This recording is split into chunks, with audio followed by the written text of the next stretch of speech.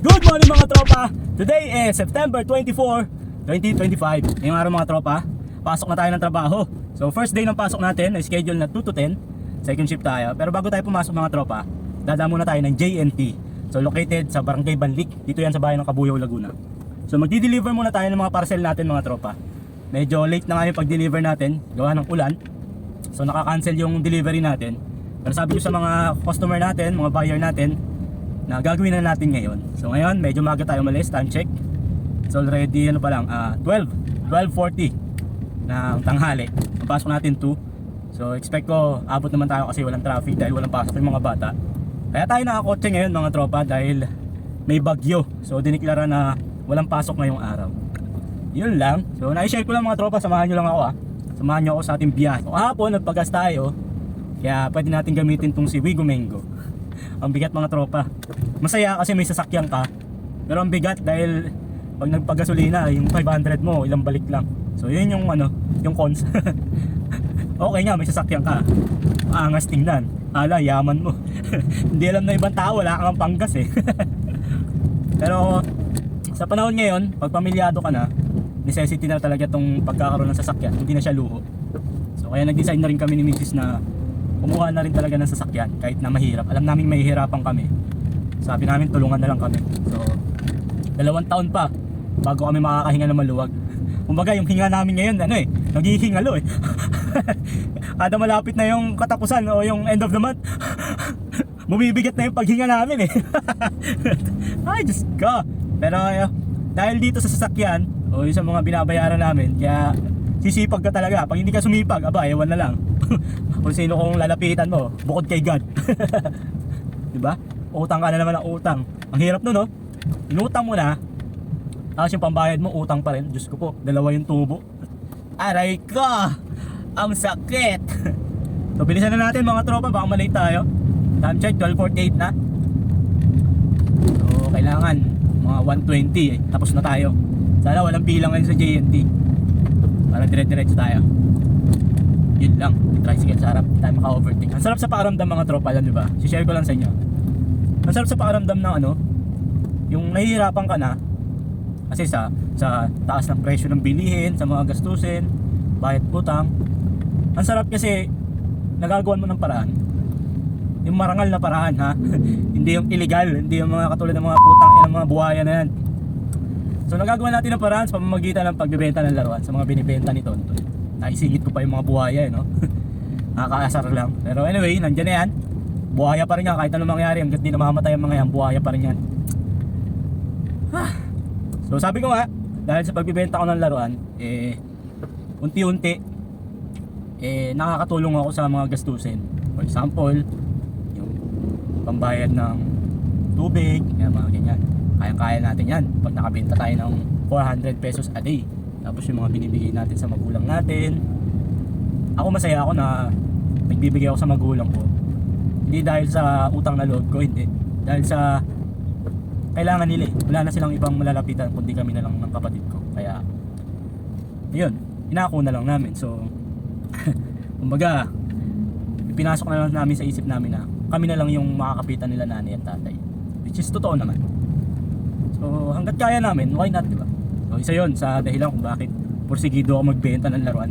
Naubos na yung oras ko sa pagbibenta ng laruan. Pero kung maganda doon, may balik. Kahit na sabihin mong naubos yung oras ko, yun naman yung nagsasalba sa amin sa mga gastusin namin. Bukod doon sa sahod ko, sa pagtatrabaho, at sa mga business namin iba, malaking tulong talaga yung pagbibenta ko ng laruan. Kaya hindi ko siya pwedeng bitawan dahil doon na talaga ako kumukuha ng pagkakakitaan namin yun. So actually ngayon, hirap na hirap kami. Totoo lang mga tropa. Hindi lang talaga halata sa amin ni Mrs. kasi the more na iisipin mo yan, the more na hindi ka kikilos, wala namang mangyayari. Utang pa rin yan. Wala ka pa rin pera. Kahit mag-inom ka dyan, magmukmuk ka, pagising mo, ganun pa rin, may utang ka pa rin. So anong dapat mong gawin? Gumawa ka ng paraan, diba? Gumawa ka ng paraan para mabayaran mo yung utang. Gumawa ka ng paraan para lagi ka may pera araw-araw. Which is ganun yung ginagawa namin mag-asawa. Pero hindi nakikita ng ibang tao yun, ng mga kapitbahay namin, mga ibang tao na akala dami namin pera, ibang tao na akala laki-laki ng sahod ko, akala nila wala kaming problema sa pera. Pero ang totoo, nagagampanan namin yung responsibilidad namin dahil sa diskarte namin sa buhay. at sa sipag namin para mabayaran yung mga utang namin. At the same time, may pera kami araw-araw. So yun lang mga tropa. Simpleng advice lang, di ba? Huwag kang mahiya kung ano yung pwede mong pagkakitaan. Yung iba kasi may naiisip yan na business pero yung hiya yung nangingibabaw. Parang mas nauuna pa yung hiya kaysa dun sa magpursige na go, kaya ko to, kung ganun. Dahil ayaw nung makakarinig na sasabihin ng ibang tao. Sa buhay kasi normal yun eh. Hindi mawawala yung mga tinatawag natin hihila sa'yo pababa. Kamag-anak mo man yan, kaibigan mo man yan, kapitbahay mo man yan, normal yun. Balanse kasi ang mundo, hindi pwedeng pabor lahat sa atin, di ba? Walang kwenta ang buhay kapag hindi balanse, kapag puro sarap lang, walang hirap. Hindi ka tatatag nun, tandaan nyo yung mga tropa. Hindi ka tatatag kapag hindi ka nakaranas ng hirap. Yan yung may papayo ko sa mga kabataan yan. Sa mga anak ko, kasi kami ni Mrs. Ang pagpapalaki namin, hindi namin pinaparanas sa anak namin yung naranasan namin noon. Bakit? Ba't kailangan mo paranas? Ang hirap na. Pero, ang nakikita ko namang magiging epekto nun, yung paglaki nila, hindi sila sanay sa hirap. Sila din ang mahihirapan. Pero, ginaguide pa rin namin sila. Sinasabi namin sa kanila kung ano yung naranasan namin dati, na ganito, kaya dapat ganito kayo. So, ina-explain namin yun. At the same time, pinakamahalaga para sa akin na naituro namin sa mga anak namin, hindi sila nasanay sa pera. Yun yung pinaka the best talaga para sa akin. Habang lumalaki sila, hindi sila yung hingi ng pera. Never. Papasok kayo ng eskwela na ang baon magkano lang. Papasok kayo ng eskwela na instead na pera yung binibigay ni Mrs., yung luto niya talaga. Yung pinaghirapan niya na may halong pagmamahal. So yun yung baon lagi ng dalawa. Which is hinahanap-hanap nila yun. Kapag halimbawa hindi nakapagluto si mama nila, halimbawa sakit, so sabihin ni mama nila magpera, baon na lang ng pera, doon na lang sa kantin bumili. Mas gusto pa rin nila yung luto ng mama nila.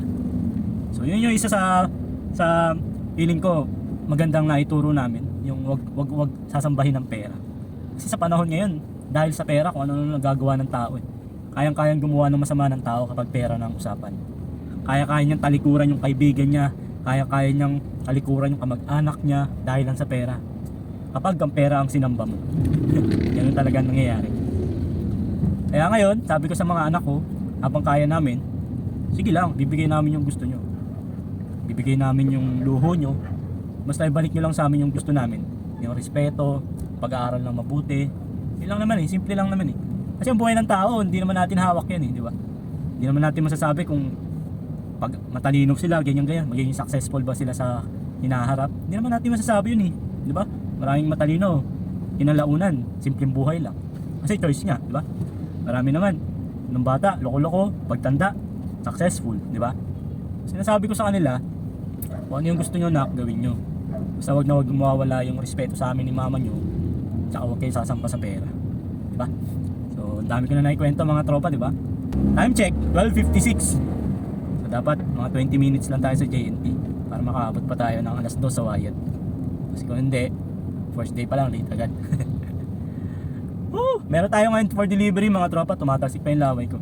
Meron tayo dito 10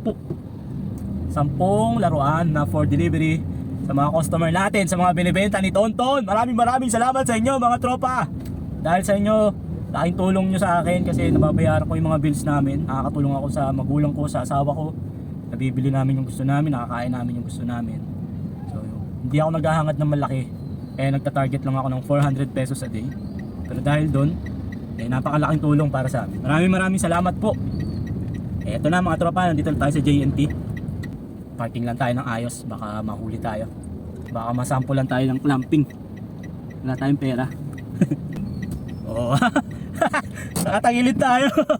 So dahil avid mga tropa, maraming salamat sa pagsama sa akin ngayong araw dito sa JNT located sa Barangay Banlik, Cabuyao, Laguna. Deliver lang natin to para mapunta na, makuha na ng mga customer natin. Maraming salamat sa mga tropa natin, sa mga binibenta ni Tonton. Dahil po sa inyo, sinisipagan ko pa para meron tayong 400 pesos a day. Hanggang sa susunod mga tropa, buti pa si Tonton. Peace. Bye-bye.